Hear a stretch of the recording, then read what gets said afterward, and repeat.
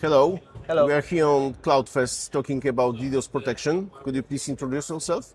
Hi, my name is Virgil Truica. I'm a head of sales at FastNetMon, and I have over 18 years of experience working with DDoS security.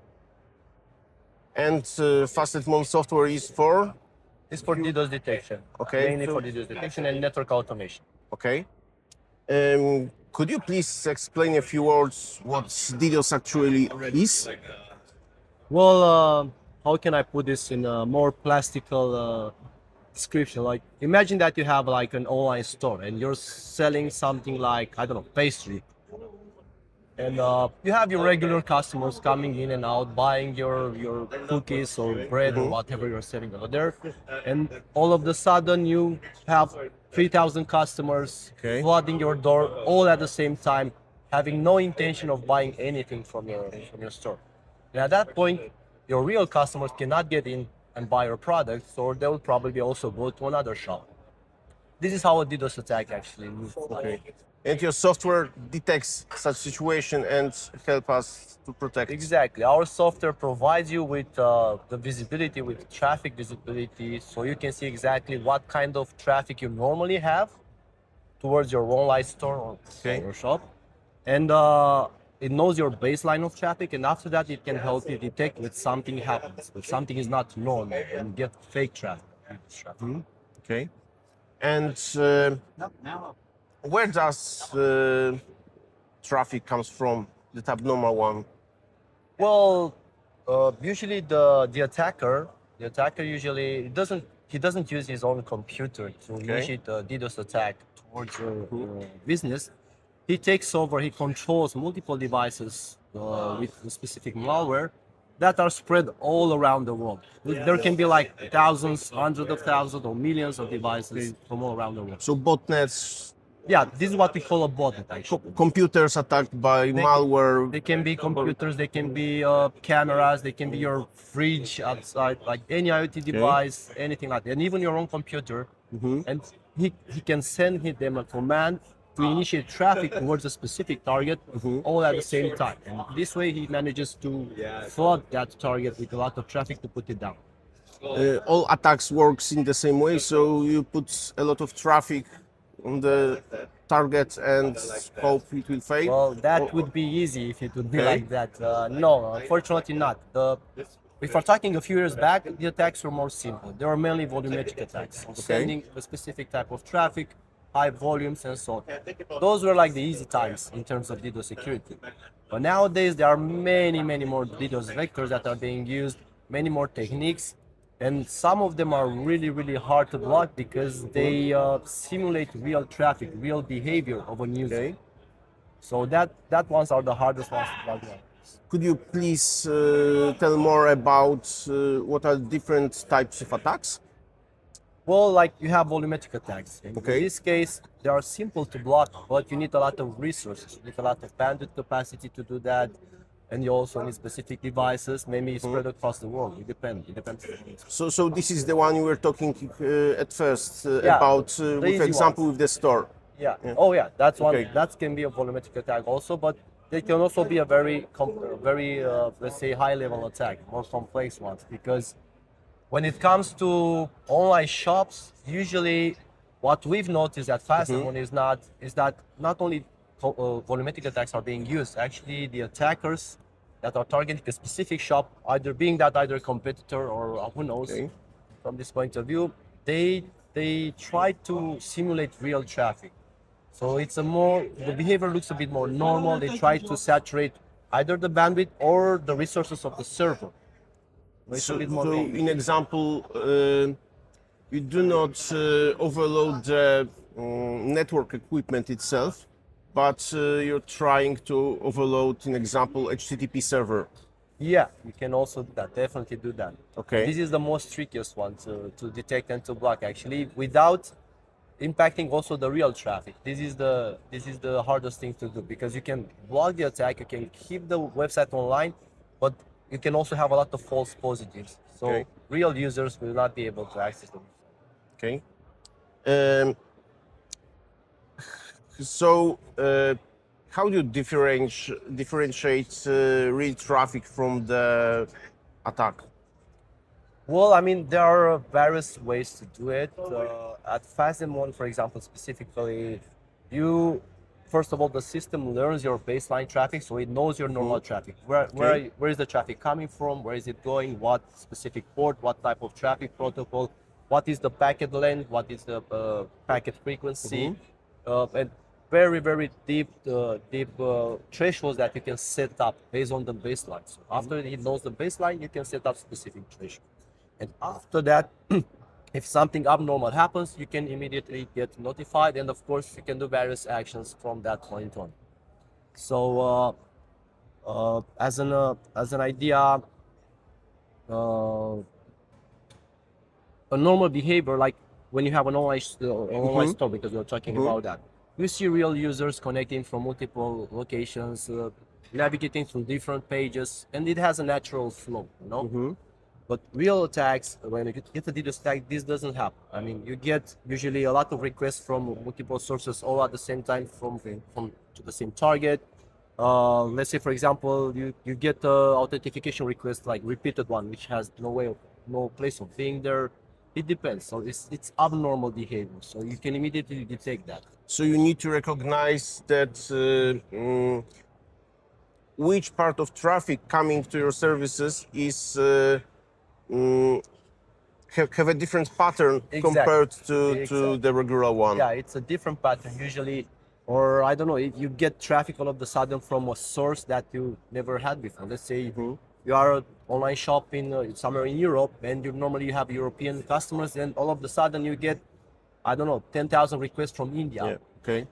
That's something strange, no? Or from Brazil. Or, usually it is. Yeah. It's very strange. So you can easily detect that because it's not in the baseline that you know. And I believe that that when you encrypt your traffic, use TLS, it's even harder to detect because you are not able to decode it easily. That is usually a very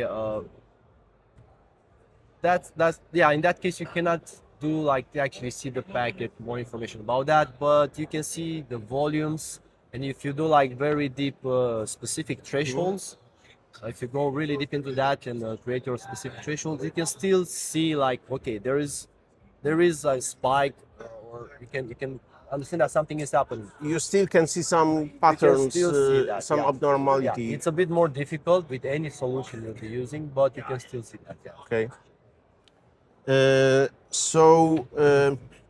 DDoS attacks are growing. Is that correct? Yeah. A lot of. So, what do you expect in the future?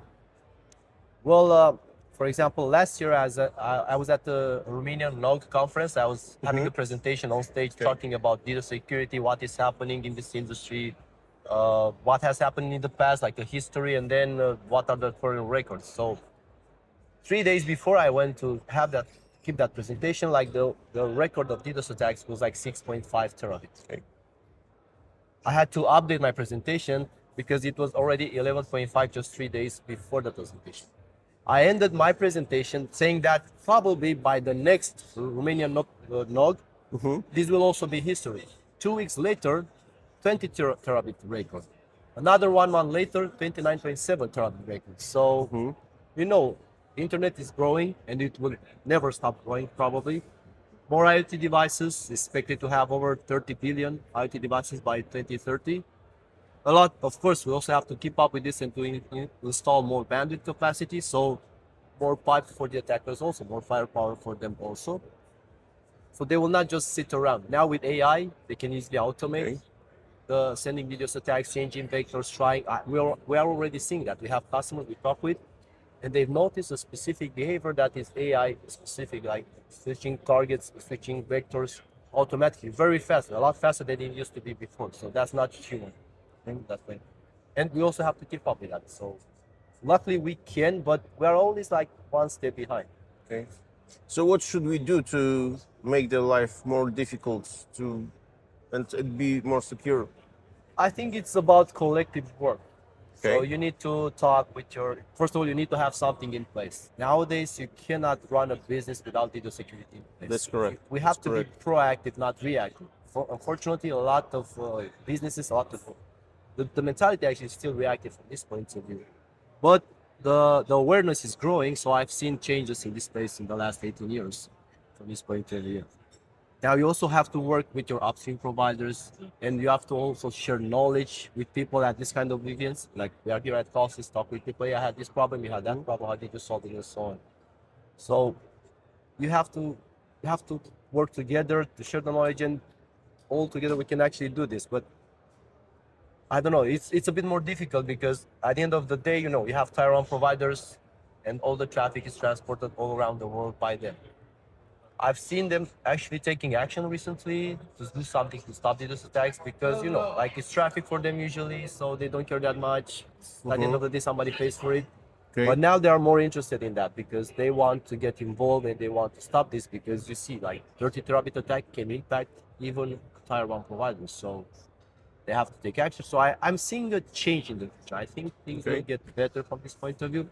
But, you know, cyber, it's like, the attackers, they always find new ways. It's always development. Yeah. So we had Isuru botnet, which is the fault for this 30 terabit attack. Europol and police managed to catch a part of the guys to block it actually. And guess what? 3 days later, another botnet just popped out. So I think that's another thing which is important to be said,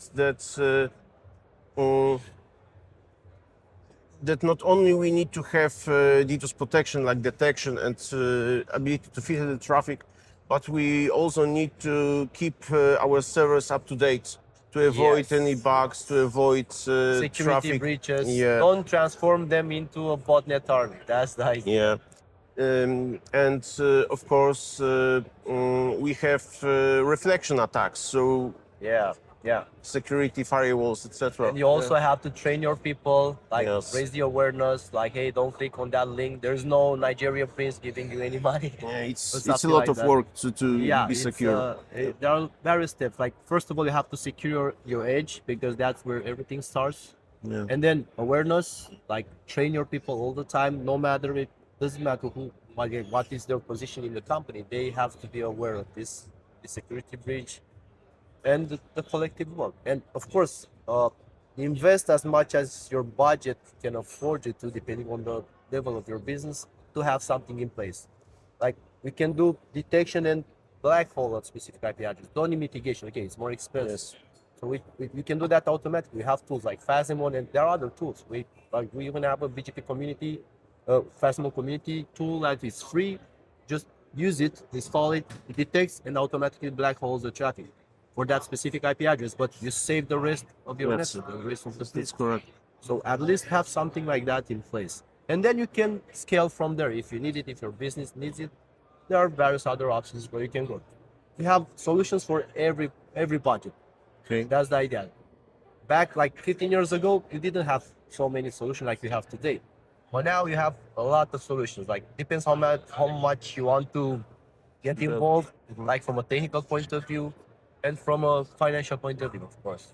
So you have this part with black holing, you can do rate limiting, you can do BGP flow spec mitigation using your own resources, your network equipment, your bandwidth capacity, or you can work with cloud scrubbing the centers. And now we have quite a few options to choose from. We have a lot of newcomers into this space that are doing a great job. I saw a lot of young companies who are actually, I don't know, depends on what you need, but I saw they have some great solutions working maybe better than old established companies with big brand names. Yes. So you have where to choose from, but you have to put in a bit of work also and to be proactive, as I said.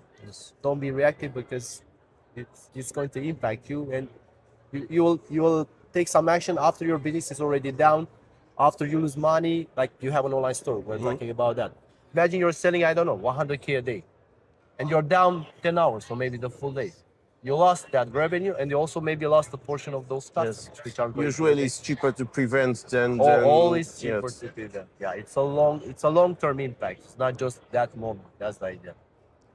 Thank you for the great talk. Well, thank you also. See you. See you.